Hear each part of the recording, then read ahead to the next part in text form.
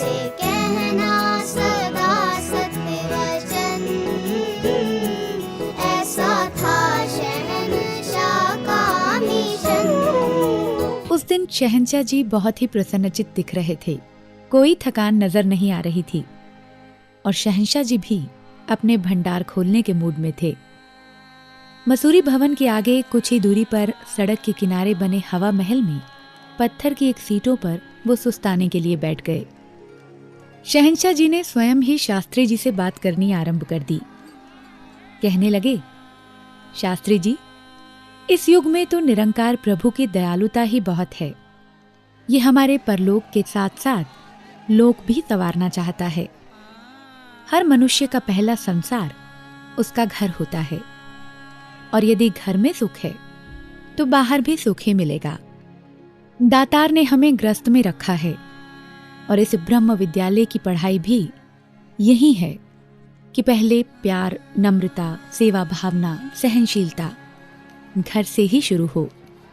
घर में बाल बच्चों का प्यार माता पिता से, बहन भाइयों का आपस में प्यार, पति पत्नी का आपस में प्रेम और सद्व्यवहार हो और सबका अड़ोस पड़ोस से प्रेम हो। संसार के पास बाहर की आंखें हैं, दिव्य दृष्टि नहीं है। संसार हमें बाह्य नेत्रों से देखता है। यदि हमारे घरों में गुरमुखता है, सुखद माहौल है, तो यही स्वर्ग है। जो घर में खुशी और आनंद से रहते हैं, उनके निकट पाप और ताप आ ही नहीं सकते। गुरु का हृदय भी ऐसे संतों को देखकर प्रसन्न ही होता है। यदि घर में इस प्रकार सभी रहें, तो कोई वस्तु ऐसी नहीं जो इनको प्राप्त न हो। जो वस्तु असंभव है, वे भी संभव हो जाती है।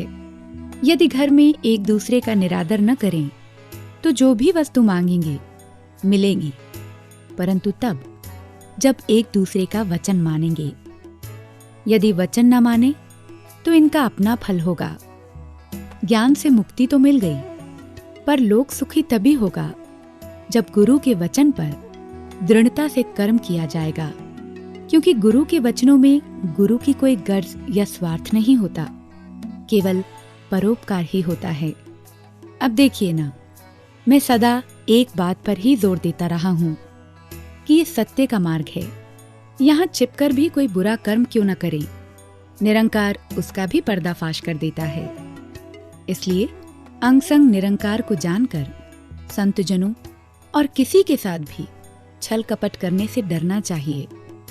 संतों की निंदा करके न ही अपने लिए दुख खरीदें और न ही बेमतलब का बोझा अपने ऊपर ला दें। ये कहकर शहंशाह जी उठ खड़े हुए और धीरे धीरे भवन की ओर चल पड़े। मुझसे कहना